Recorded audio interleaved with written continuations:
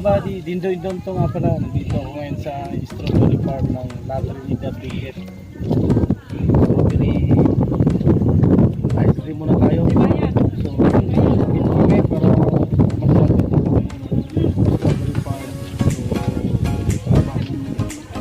pinamasdan namin yung paligid ng bagyo. So, gusto namin masaksyon yung mga tanawin dito. So, dito, strawberry farm.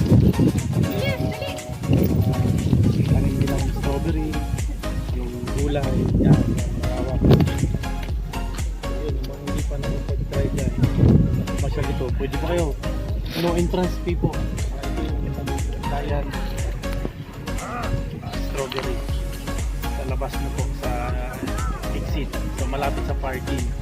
So kung mga interested po kayo, katulad namin, first time din nakapunta rito. Maraming salamat. Bye. Adi, nandito tayo ngayon sa loob ng strawberry farm dito sa may La Trinidad Benguet. So sa loob pala ng strawberry farm may tanim po silang mga strawberry, tapos repolyo, tsaka yung mga gulay. Anong gulay ito, Mayo? Lettuce pala, yun. Mahaba ang lettuce. Yan, lettuce. Yan, paikot yan, sobrang lawak po. Yung iba, umpisa pa lang tinanim. Ito naman yung repolyo, malawak din. So iba-iba pala may-ari daw nito. Tapos kanya-kanya silang alaga.